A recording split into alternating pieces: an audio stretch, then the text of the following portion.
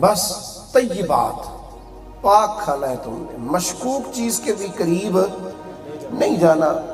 بے احتیاطی بہت زیادہ ہے، یہ جو روحانی بیماریاں بہت زیادہ ہیں، نماز میں دل نہیں لگتا، سچ منہ سے نہیں نکلتا،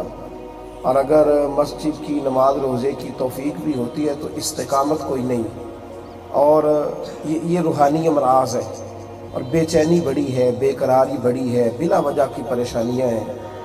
تو ان میں ایک بہت بڑی بات یہ ہے کہ رزق کے معاملے میں لوگ بڑے بے احتیاط ہیں، بڑے۔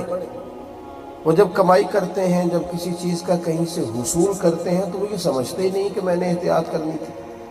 وہ غور ہی نہیں کرتے۔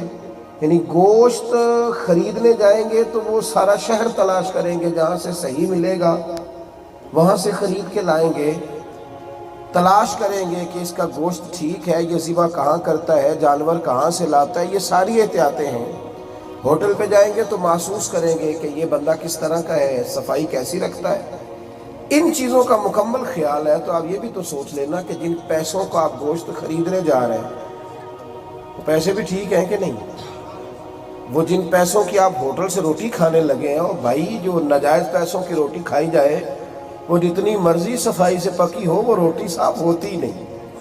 وہ جتنی مرضی، جب آپ کا پیسہ ہی ٹھیک نہیں ہے، جب وہ معیار ہی نہیں ہے، جب منہج ہی نہیں ہے، جب طبیعت ہی نہیں ہے، تو یہاں بے احتیاطی پورے عروج پر۔ اور اب تو ہمارے ہاں چونکہ یہ عنوان بڑا مشکل ہے، اس پر بات کرنا بڑا مشکل ہے، اور ان عنوانات کے حوالے سے جو ہے وہ بہت ساری جگہوں پہ بہت سارے لوگ محتاط رہنے کا اور محتاط بات کرنے کا مشورہ دیتے ہیں، لیکن میرے بھائیوں یاد رکھنا کہ اللہ نے انسان کو کمزور بنایا ہے۔ روٹی کھائے گا تو آگے چلے گا، کھائے گا نہیں تو چل سکتا نہیں، 2-4 وقت کھانا نہیں کھائے گا تو ٹانگیں کھڑی نہیں ہوں گی۔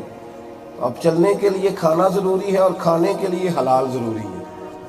تو اگر آپ وہ جو اہم ضرورت ہے زندگی کی اس میں ہی آپ غیر محتاط ہیں، دیکھیں نا نبی کریم علیہ السلام نے نا تھوڑی خواہشات رکھنے کا کہا ہے، محدود خواہشوں کا کہا ہے، لمبی خواہشات سے حضور منع فرماتے، خواہشیں مختصر رکھو۔ خواہشات مختصر رہتی ہیں تو رزق حلال رہتا ہے، جب خواہشات بہت زیادہ ہو جاتی ہیں نا، یہ بھی چاہیے، وہ بھی چاہیے، وہ بھی چاہیے، وہ خواہشات ہی بڑی لمبی ہیں۔ زندگی گزارنے کے لیے انسان کو ایک گھونسلے کی ضرورت ہوتی ہے، گھونسلے کی۔ عمر کل 63 سال ہے جو اللہ کو پسند ہے، اللہ کرے آپ کو سمجھ آئے کہ یہ بھی مشکل معاملہ ہے۔ سال 63 ہی ہیں جو میرے رب کو پسند ہے، جو اس نے ظاہری طور پر اپنے رسول کو عطا فرمائے۔ اس کا مطلب ہے اتنے سال دنیا کا ظاہری قیام اللہ کو، تو جس نے 30 سے زیادہ گزار لیے ہیں تو ایک گھونسلہ چاہیے جہاں سر چھپا کے زندگی کے ہوش آنے کے بعد انسان کے پاس 35-40 سال ہوتے، ایک گھونسلہ مل جائے اس میں سر چھپا کے انسان وقت گزار لے۔ اور میرے بھائی بھوک صحیح لگی ہونی چاہیے، یعنی زبان کی لذت کے لیے روٹی نہ کھائے، بھوک صحیح لگی ہو اور اس کا وجود کھانا مانگ رہا ہو، تو پھر جو مزہ چٹنی کے ساتھ آتا ہے نا،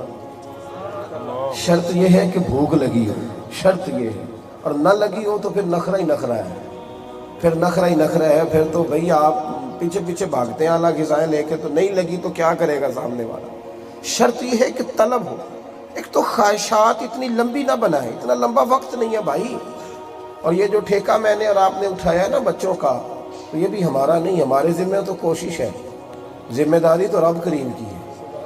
تو ذمہ داری کو اتنا بام عروج نہ پہنچائیں، اتنا زیادہ وہ نہ کریں، اس سے الجھ جائیں گے آپ۔ رزق حلال، مختصر، تھوڑا، پتہ ہے کتنا سخت معاملہ ہے۔ حضرت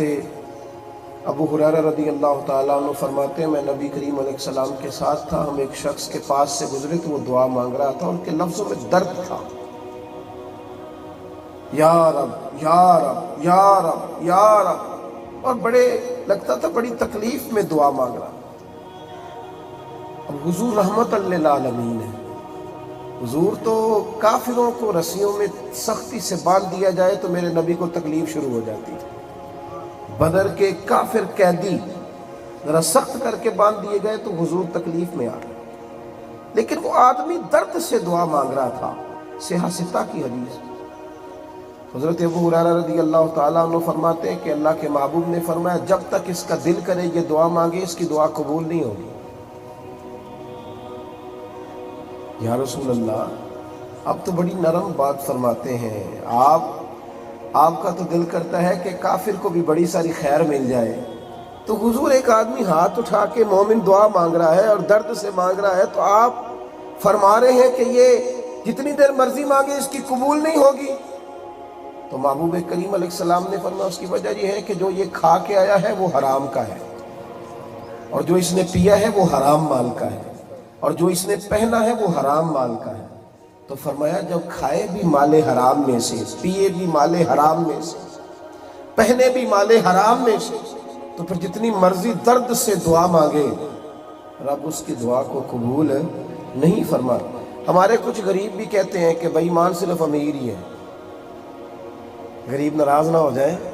وہ کہتے ہیں جی دھوکہ صرف یہ جو سیٹھ لوگ ہیں نا انہی میں دھوکہ ہے، یہ بڑے ظالم ہیں جی۔ تو بھائی یہ بتائیں کہ آپ کی ڈیوٹی 8 گھنٹے آپ نے پوری کی کہ سگریٹ پینے کے لیے بھی دائیں بائیں گئے تھے کہ تھوڑا چائے پینے بھی نکلے تھے تو پھر بھی آدھا گھنٹہ ضائع کر آئے تھے؟ وہ جو آپ کو بھیجا گیا تھا کہ دوڑ کے دکان سے یہ سامان لے آئے تو دوڑ کے ہی گئے تھے کہ یا رستے میں چائے بھی پی تھی؟ آپ بھی تو دیکھیں نا کہ رزق حلال کا جو انحصار ہے وہ مکمل ڈیوٹی پہ ہے، وہ پوری ذمہ داری کے ساتھ۔ حضرت محدث اعظم پاکستان آج ماشاءاللہ ان کا عرس بھی منایا جا رہا ہے، حضرت مولانا سردار احمد صاحب رحمۃ اللہ تعالی۔ تو کسی استاد کو نا آپ جامعہ میں رکھنے لگے پڑھانے کے لیے، تو استاد کے ساتھ معاملات طے ہو گئے کہ صبح وہ 8 بجے سے لے کر 1 بجے تک درس دیا کریں گے، ادارے میں پڑھائیں گے، وظیفہ طے ہو گیا۔ انہوں نے کہا جی بالکل ٹھیک ہے، 9 10 11 12 1 پورے 5 گھنٹے میں بیٹھوں گا پڑھاؤں گا۔ تو حضرت فرمانے لگے مولانا آپ نے وعدہ کر لیا 5 گھنٹے بیٹھیں گے، تو 5 گھنٹے تو بندہ بیٹھ ہی نہیں سکتا۔ آپ اس میں لکھیں کہ جب مجھے حاجت ہوگی تو میں واش روم بھی جاؤں گا، آپ اس میں یہ بات کریں کہ ضرورت ہوگی تو پانی بھی پیوں گا، مجھے اگر موقع ملے گا تو میں اٹھ کے جاؤں گا اور کھانا بھی کھاؤں گا۔ تو یہ ضروریات ہیں، ورنہ آپ اگر مسجد میں وعدہ کر لیں گے کہ 5 گھنٹے میں فقط پڑھاؤں گا تو یہ آپ کے لیے ممکن نہیں رہے گا، اس لیے کہ انسانی وجود کی ضرورتیں ہیں، اس کے لیے آنا جانا پڑے۔ محتاج زندگی گزاریں، غیر محتاج لب و لہجہ، چھوٹے آدمی سے لے کر بڑے آدمی کا، چھوٹے آدمی سے لے کر بڑے آدمی کا۔ میں پیٹرول پمپ پہ رکا، پیٹرول پمپ پہ بڑا لمبا سفر تھا تو تھک گیا، تو بچے نے ایک جگہ گاڑی روک دی، تو میں نے کہا ذرا ٹانگیں کھولتا ہوں۔ باہر نکلا تو اب وہ پیٹرول پمپ والا رسید بنا رہا تھا، کوئی آدمی نا گیلن میں اور بوتل میں پیٹرول ڈلوانے آیا ہوا تھا، تو وہ رسید بنوا رہا تھا۔ تو وہ پیٹرول پمپ والا کہنے لگا کہ رسید تیری مرضی کی بنانی ہے کہ مالکوں کی مرضی کی؟ اس کو کہہ رہا تھا، تو وہ کہنے لگا نہیں میری مرضی کی بناؤ، مالک بڑا ظلم کرتے ہیں، میری مرضی کی بناؤ۔ اب وہ میرے کانوں میں آواز گئی تو میں اس کے قریب گیا، حالانکہ بیچارے کے کپڑے سارے گریس سے بھرے ہوئے تھے، ہاتھ بھی سارے الجھے ہوئے تھے۔ تو میں نے اسے کہا کہ یار ایک بات بتا، اگر مالک ظالم ہوگا تو تو بھی ظالم ہو جائے گا؟ تو اس وقت تو وہ مظلوم ہے، تو ظالم ہے، اس لیے کہ اس نے تجھے پورے پیسے دے کے بھیجا ہے، تو یہاں غلط بل بنوا رہا ہے۔ تو نیچے سے یہ کام شروع ہوتا ہے تو اوپر تک چلتا ہے، اوپر تک۔ حضرت حبیب اجمی رحمۃ اللہ تعالیٰ علیہ کی خدمت میں ایک شخص آیا کرتا تھا، تو اس کی ایک ہی بیٹی تھی، جوان 20 سال عمر تھی، تو بچی دونوں ٹانگوں سے معذور تھی، بڑا اس کے پاس مال تھا، بڑی دولت تھی، اور بس یہ میں نے ایک بات شروع میں کی ہے کہ خواہشات کم رکھیں گے تو رزق حلال ہوگا، اور اگر ارادہ ہوگا نا کہ جب میں جاؤں اسلام آباد تو وہاں بھی میرا اپنا ہی مکان ہو، اور جب میں مانچسٹر ایئرپورٹ پہ اتروں تو وہاں بھی میری اپنی گاڑی پہنچی ہو، اور جب دبئی کے ایئرپورٹ پہ گاڑی لینڈ کرے تو وہاں بھی بس اپنی، یہ چکر ہے، یہ اس چکر سے انسان چکر میں رہتا ہے، نکل نہیں پاتا، اور یہ حل من مزید کی دوڑ ہے۔ آپ نے سنا ہوگا دیہاتوں میں ماحول ہوتا تھا کہ جب کوئی آدمی پردیس جاتا تھا تو وہ کہا کرتا تھا کہ میں جا رہا ہوں سعودی عرب، 2-4 سال لگا کے واپس آؤں گا، پھر یہیں کوئی کام کروں گا۔